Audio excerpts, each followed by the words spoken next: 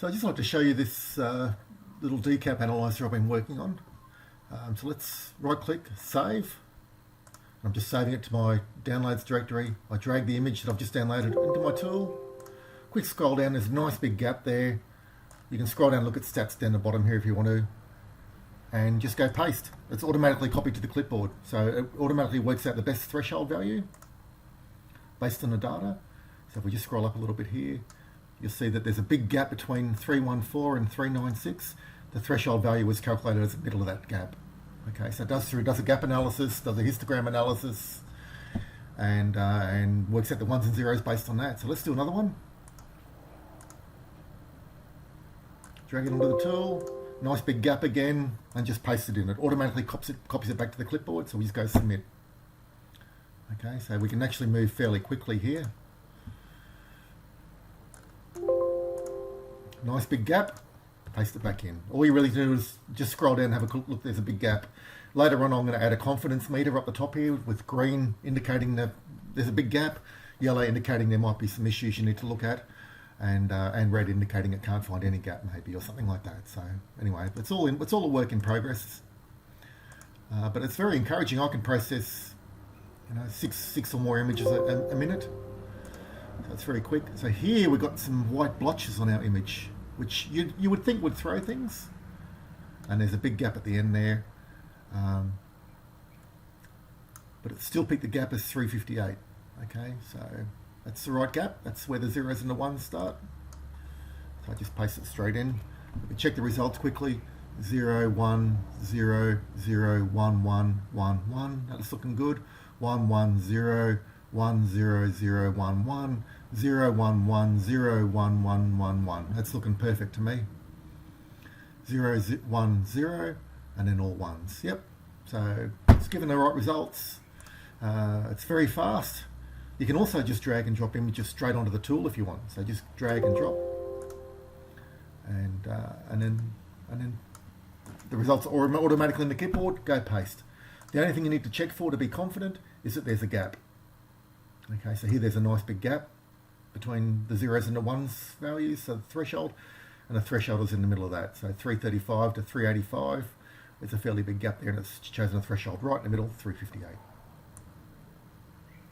So some things that could throw this tool out at the moment are if there's multiple gaps. So if you had a big gap between some sorts of data and other sorts of data and other sorts of data, but the way this thing is set out with the scans and everything, there's really only one gap or no gaps. If they're all ones or all zero, there's no gap, no significant gap.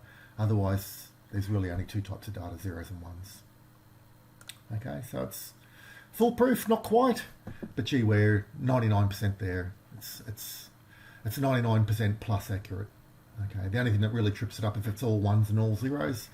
And what I might do in that case is have it so that it remembers the last scan's threshold values and looks at applying those to this current scan. So we can look at something like that. Lots of ideas I could do there to handle all ones and all zeros. Or maybe the user just realises it's all ones and all zeros and clicks an all ones or all zeros button down here somewhere, and then just paste the data in as all ones or all zeros. So there's many ways you can do it with the user intervention or automatically. Okay, let's process a few more.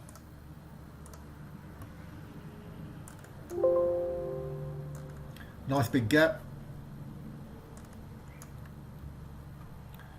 Paste. Submit. Process another one. I like saving the files to my hard drive and dragging them onto the tool rather than just dragging them straight from the web page onto the tool, because I like having the history there. Okay, again, nice big gap, very healthy. Paste, Control V, submit. Once you've got a nice big gap, you don't even have to really check the results. It's unless you've got bad data and two gaps or something. Oops.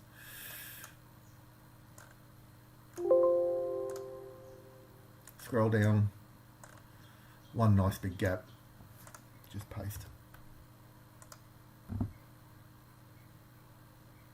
Okay, so that's about it. It's very fast. It's very accurate.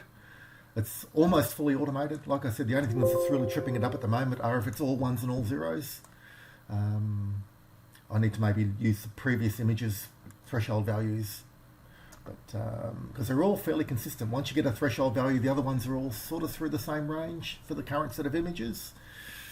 So maybe I could do that. Anyway, I'm not too worried. There's very, very few that are all ones or all zeros, and I'm happy to just adjust the threshold values down here and then process again.